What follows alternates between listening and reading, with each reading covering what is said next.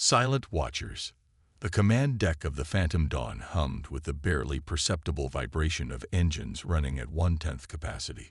Commander Maya Reeves stood with hands clasped behind her back, watching the main display as it showed the massive Caraxi battle cruiser passing less than 2 kilometers away from her vessel. The alien ship's sensor sweeps washed harmlessly over the Phantom Dawn's hull, detecting nothing. "They still can't see us," Lieutenant Omar Patel whispered, though there was no need for quiet. The Caraxi couldn't hear them any more than they could see them. "No," Maya said. "And they never will, unless we want them to." Earth's quantum phase shift technology was humanity's best-kept secret. While the rest of the galaxy believed humans to be technologically inferior newcomers to interstellar travel, the truth was far more complex. After first contact 60 years ago, Earth's governments had made a crucial decision: appear weaker than they were. Learn, watch, prepare. The Phantom Dawn represented the pinnacle of that philosophy. A destroyer-class vessel that officially didn't exist, capable of slipping between the quantum states of matter, essentially becoming a ghost to all known detection methods. "Status report," Maya ordered, her dark eyes never leaving the alien vessel on screen. "Phase shift generators stable at 98.7%, reported Chief Engineer Yoshida from her station. "We can maintain current stealth configuration for another 72 hours before needing to revert to normal space." Lieutenant Commander Renata Costa, Maya's XO, approached with a datapad. "We've been recording their communications for 6 hours, Commander. Linguistic has decoded enough to confirm our suspicions." Maya took the pad, scanning the translation.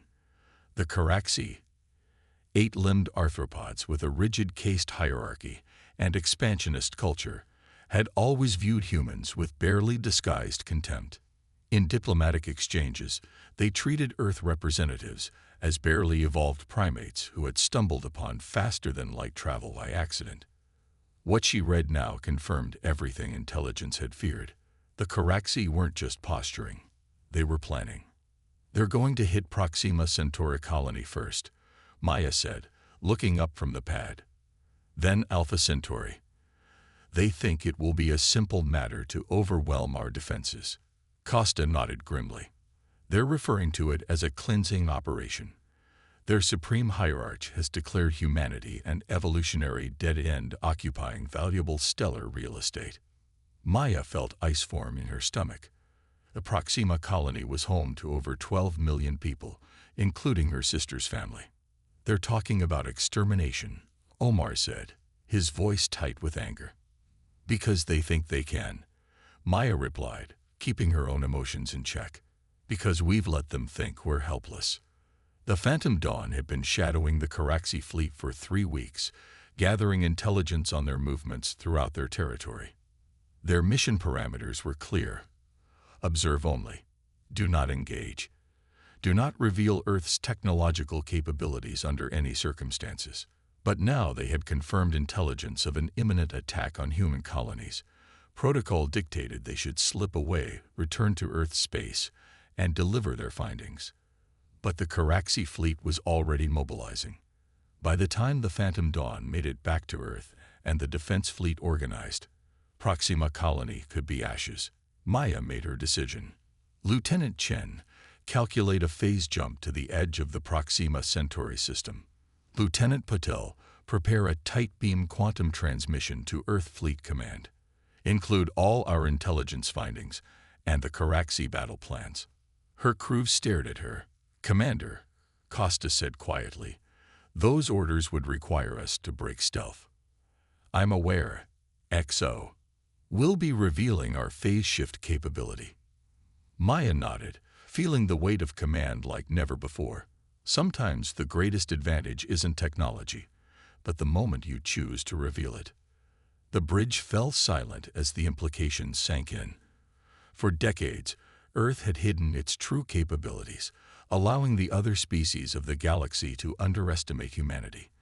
The Phantom Dawn was just one of a dozen identical vessels patrolling the stars, watching, gathering intelligence. If Maya broke stealth now, that advantage would be forever lost. But if she didn't, millions would die. "Prepare the transmission," she repeated, "and set course for Proxima Centauri." Supreme Commander Thax Kral of the Caraxi Dominion stood on the command platform of his dreadnought, 8 limbs arranged in the posture of anticipated triumph. His chitinous exoskeleton gleamed under the amber lighting of the bridge as he addressed the fleet commanders on his communication display. "The human colonies will fall quickly," he clicked, mandibles working as he spoke. "Their defensive capabilities are minimal, their technology primitive.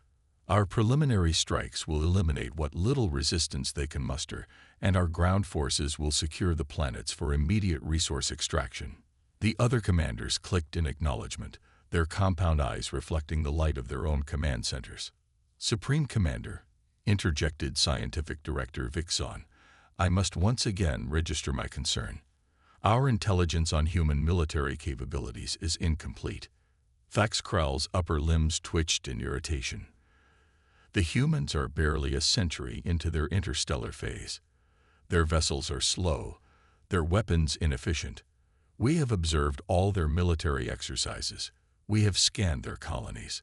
There is nothing they possess that poses a threat to the Dominion. Yet they have expanded rapidly," Vixon persisted. "They have established colonies on worlds we deemed uninhabitable. Their adaptability is unusual." "Adaptability is not technological superiority," Thax Kral dismissed. "Our ancestors were building interstellar empires when the humans were still wearing animal skins and hunting with sharpened sticks. They are children, playing at being a stellar power." The scientific director subsided, but his compound eyes remained troubled. "The attack fleet is assembled," reported Fleet Commander Nexfrau. "We can commence the operation against Proxima Colony within 12 cycles." "Excellent." Thax Kral's mandibles clicked in satisfaction. "We will." "Supreme Commander," the sensor officer's voice cut through the strategy session, "we're detecting a massive energy signature on the edge of our sensor range." Thax Kral whirled. "Source: unknown, Supreme Commander." It appeared suddenly, as if from nowhere. The main view screen shifted to show empty space, then zoomed in as something began to shimmer into existence against the starfield. A vessel materialized where nothing had been before, angular and midnight black, its hull design unlike anything in the Caraxi recognition database. "Impossible," breathed Vixon.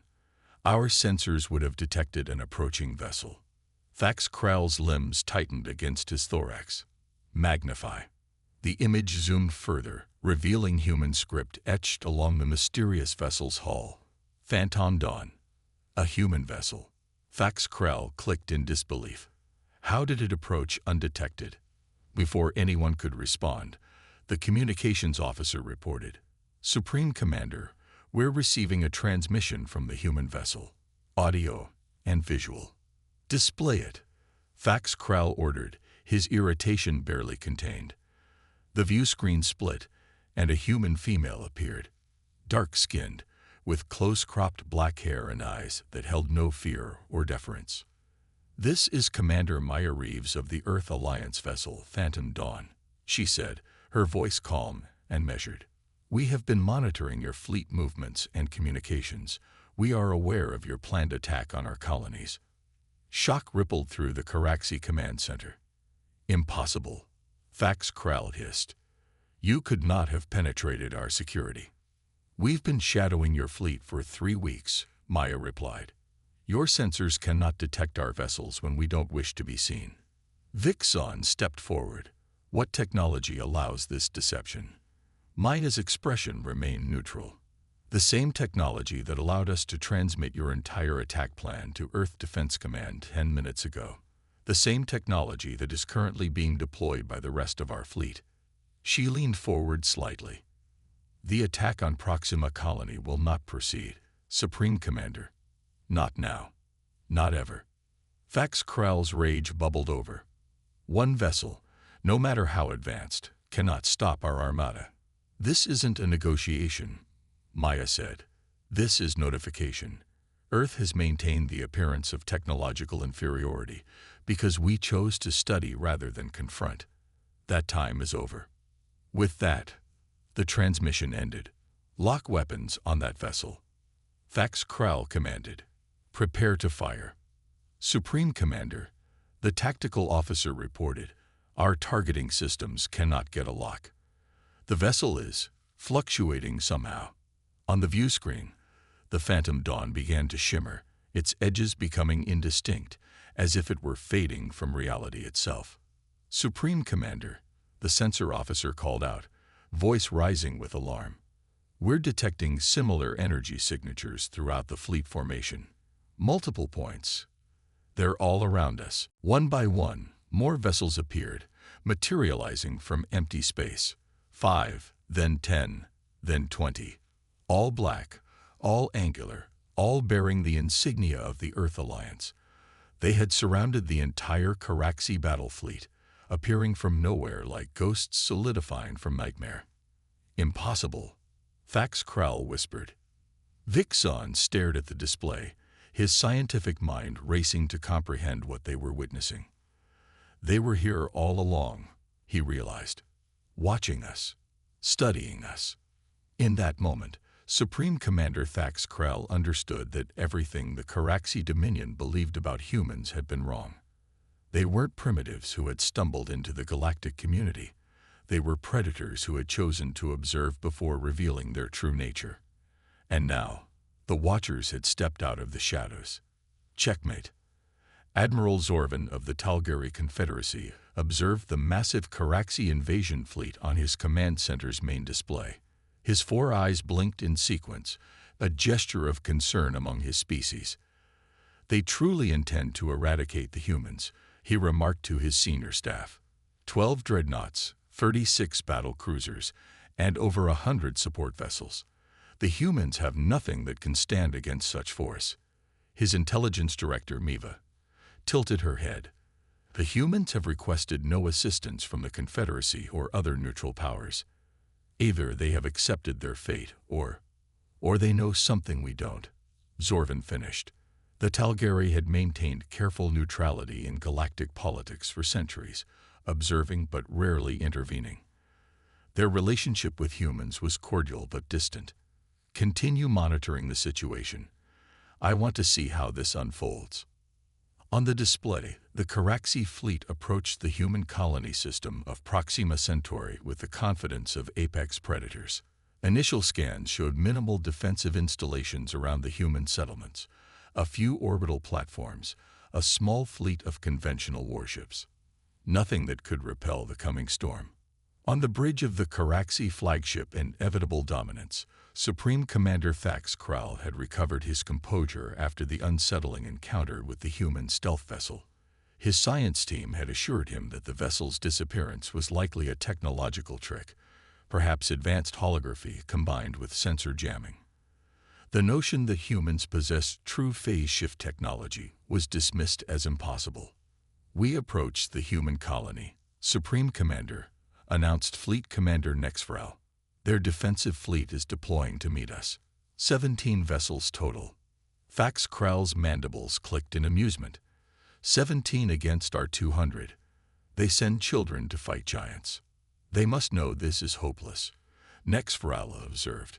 Yet they form a defensive line. Courage is not wisdom, Fax Krall replied. Commence the attack. Standard obliteration pattern.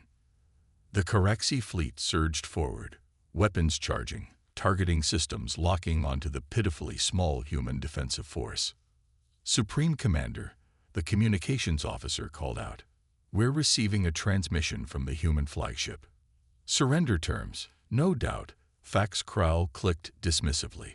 Display it. The main view screen activated, showing a human male with silver at his temples, wearing a dark uniform adorned with gold insignia. This is Admiral Santiago Chen of Earth Alliance Defense Command. The human said calmly. Your fleet is entering sovereign Earth territory without authorization. Reverse course immediately. Fax Krall's limbs twitched in amusement. Your colony is about to be cleansed, human. Your species has been deemed an evolutionary dead end. Your resources will serve a higher purpose under Caraxi management. Admiral Chen's expression didn't change. I see. Then I am authorized to inform you that as of this moment, Earth Alliance is activating the Aegis Protocol. Before Thax Krell could inquire about this meaningless human term, the sensor officer cried out in alarm. Supreme Commander. Energy signatures, hundreds of them, activating throughout the system. The tactical display suddenly bloomed with new contacts as previously dormant objects scattered throughout the Proxima Centauri system came to life. Platforms, satellites, and automated defense systems, all invisible until this moment. Activated in concert. Impossible. Thax Krell hissed. Our advanced scouts scanned this system thoroughly. They were there all along, Scientific Director Vixon said quietly. Dormant. Waiting. On the screen, Admiral Chen continued. The Caraxi Dominion has consistently underestimated humanity. That ends today. The space around the Caraxi fleet shimmered as dozens of black, angular vessels phased into normal space, surrounding the invasion force just as they had during the earlier encounter. But this time, there weren't merely 20. There were hundreds. Earth Alliance has maintained a policy of technological restraint for 60 years, Chen explained, his voice steady. We allowed your diplomats to patronize us. We permitted your spies to observe our primitive military exercises. We watched as you plotted our extinction.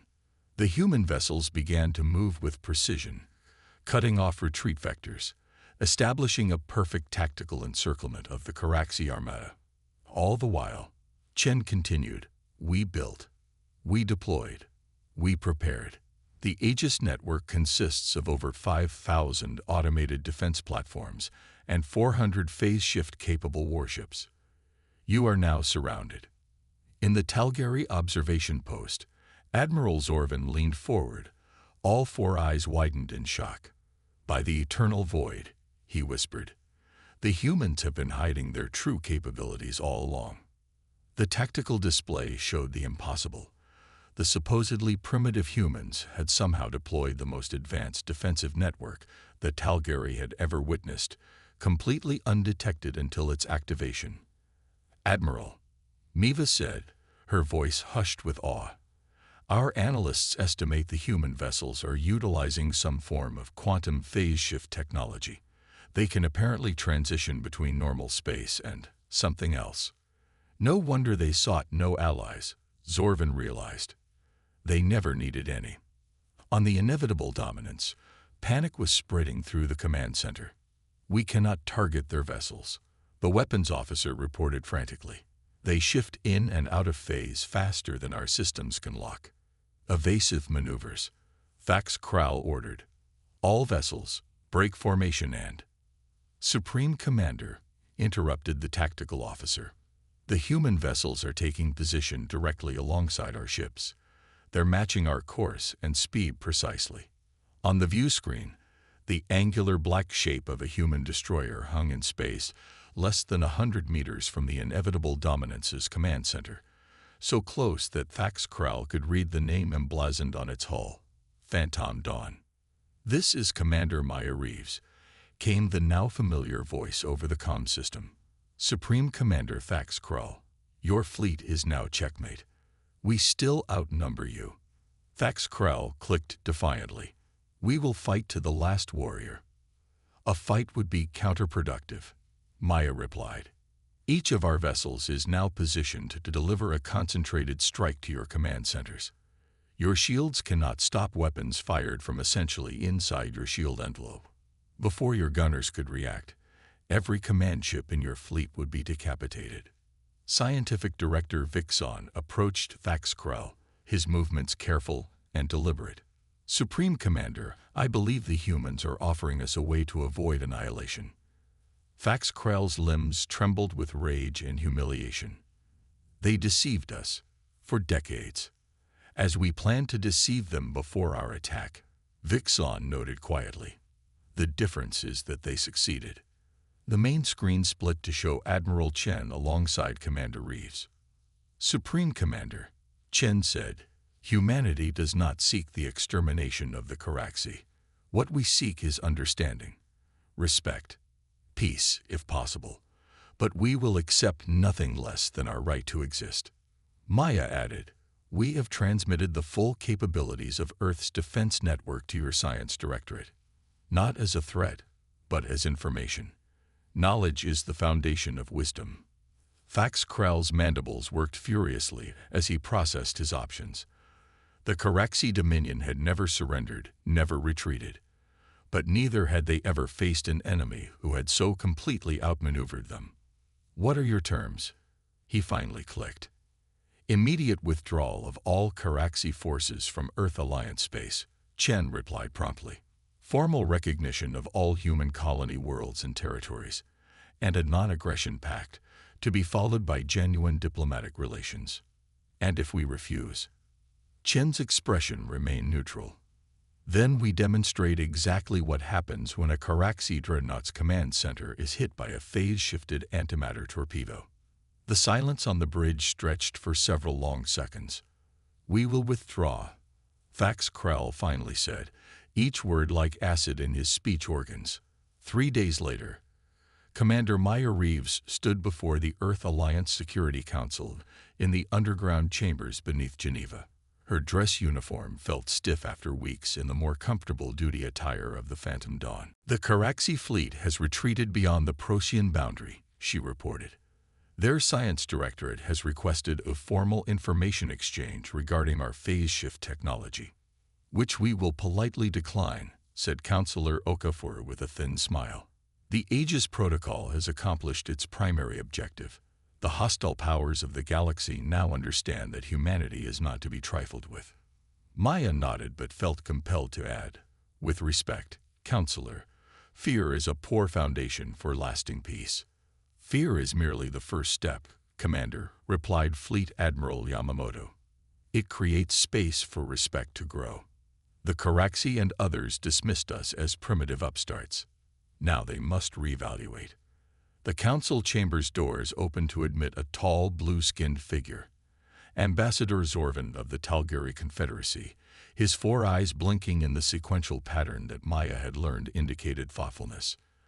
"Ambassador," Counselor Okafor greeted him, "thank you for joining us. The revelation of Earth's true technological capabilities has created quite a stir among the galactic community," Zorvin said without preamble. "Many are wondering what other secrets humans might be keeping." Maya caught the subtle humor in the alien's harmonics. "Only enough to ensure our survival, Ambassador," she replied. "A philosophy the Talgari understand well," Zorvin said, inclining his head toward her. "We have observed rather than intervened for centuries. But now, perhaps, it is time for observers to speak with one another more openly." Counselor Okafor leaned forward. "Are you proposing a formal alliance, Ambassador?" "Let us call it a beginning," Zorvin replied. "The galaxy has underestimated humanity. The Talgari Confederacy would prefer not to make the same mistake." As the politicians began discussing the details, Maya found herself thinking of the moment when the Phantom Dawn had first decloaked before the Caraxi fleet. The look of utter disbelief in the alien commander's compound eyes had been worth all the years of restraint, all the diplomatic humiliations humanity had endured while building its hidden strength. Sometimes, the greatest advantage wasn't technology, but the moment you chose to reveal it. And humanity had chosen its moment perfectly.